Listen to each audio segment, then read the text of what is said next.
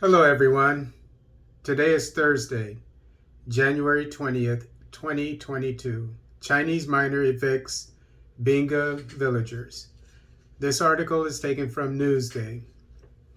Chinese mining company Monaf Investments has given villagers in Muchesu Ward 12, Binga, 3 months' notice to vacate their ancestral land after it was granted a permit to extract coal in the area. This is not the first group of Binga villagers to be ordered off their ancestral land to pave way for Chinese coal mining projects.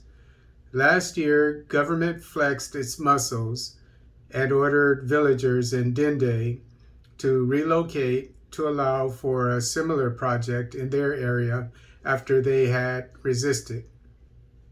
Binga activist Mujopini Mudimbe confirmed the latest development yesterday.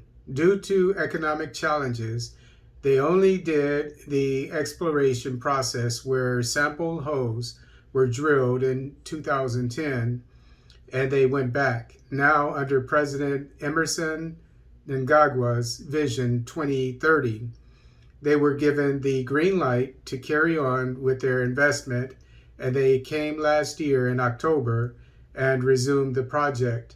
They started by drilling a 4 square meter hole, which measures almost 64 meters deep, and this is called a shaft, he said. Then the eviction starts here. There are 14 homesteads on top of the coal belt, but not under the same village head. Some are under Siamalufu, others under Nchime 1, some under Siabutale. The meeting was held last week on Thursday, January 12th, 2022, in the presence of the Monaf Investments, Zimbabwe Parks and Wildlife Management Authority, Direct Development Coordinator Council, the President's Office EMA, Environmental Management Authority, and Ministry of Health representatives. Mudimbe said the main agenda was preparation for resettlement of those affected, and they were given a 3-month notice to leave the area. All this will be done under Phase 1, but Phase 2 will be in 2 to 5 years' time. We will see almost half of the ward being evicted, mostly Zuka village, and this village has 2 schools. The purpose is to build a power plant and other projects on the site, according to Monaf, he said. Mudimbe said villagers were not happy with the evictions, although the company promised to create jobs for the youth in the area. Promised to create jobs. Put it in writing. Each village head in the affected area has been given a period to go and look for a good resettlement site where houses will be built for the affected people. Boreholes will be drilled and installed. This was a promise, a promise, okay, from Chinese, right? Okay. Don't hold your breath, okay? Good sanitation will be a task of the health sector, he said. There are divisions among the villagers. Some wanted to resist the project, but since unemployment is a major economic challenge, almost half are in support of the project. Okay, so what we see here is President of Zimbabwe, Mnangagwa. The Chinese have him by the balls. Okay, it's plain and simple. No head of state in his or her right mind would allow foreigners to come into their country and call the shots and evict people, their countrymen and women, from their ancestral land, from their homeland.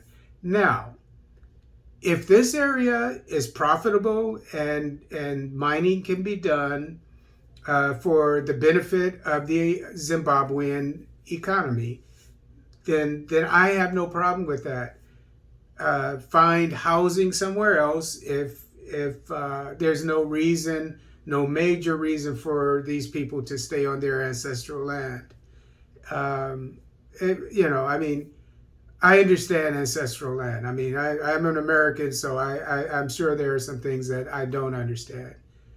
But if they are to be, I mean, if the government of Zimbabwe deems this area necessary for uh, uh, exploration of coal and exploitation of coal, then I have no problem with that. We have to modernize in Africa. I understand that. But we can't go by promises from the Chinese. We know that they are exploitative people. They do not care about us. They look at us as subhuman.